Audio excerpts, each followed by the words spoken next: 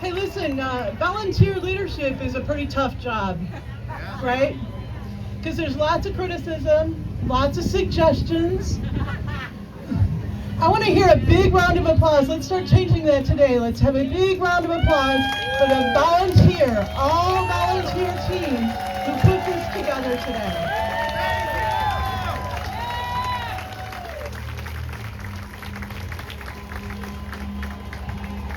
Listen, to save our country now, we are going to need a coordinated, national, non-violent resistance movement on a huge scale. Today's a good start, right? Yeah. Give yourselves a round of applause for being here. There is nothing like the feeling of millions, knowing that millions of Americans are standing peacefully, shoulder to shoulder today, in cities everywhere, including here. There are protests that are big and protests that are bigger, and we need them to keep getting bigger.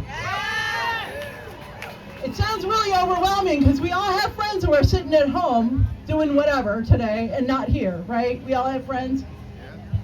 And how are we going to get all these people involved? How are we going to get them mobilized? We don't need everybody to participate. We don't even need 10%. We need about 3.5%. 3.5%, okay?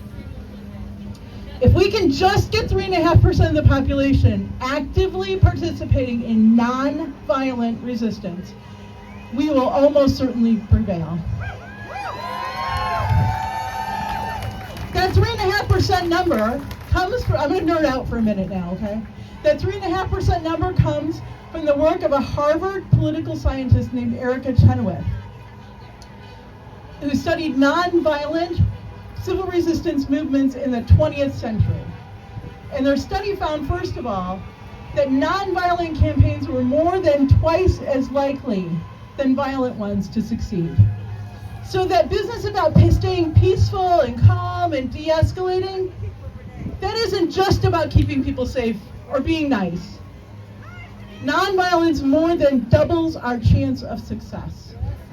So we're going to stay nonviolent. Now here's the cool part. Every nonviolent campaign in the study, with more than 3.5% of the population participating, succeeded. And so did many that were a lot smaller than 3.5%. But any that hit the 3.5% threshold succeeded. So that's the tipping point. That's the point at which success becomes basically inevitable, 3.5%. I don't know about you, but that gives me a lot of hope, right? That gives me a lot of hope. It's still a lot of people. We still need a lot of people participating. And just for a little bit of perspective, 3.5% of the U.S. population is about 11 or 12 million people. 11 or 12 million. For just the city of Toledo proper, 3.5% is about 9,300 people. And for perspective, 9,300 people almost fills the third field. All right. We got this. Okay? We can do this. We can fill the third field. We can do it. And not all of those people need to be out here protesting. Some of them can be chipping in money. Some of them can be contacting legislatures. Some can be planning town halls, offering sanctuary, fighting in court, participating in boycotts, work stoppages, work strikes, and more. We can do this. We can do this. Yes, we can. So next time there's a protest, we're all going to bring our friends, right? We're going to bring our friends.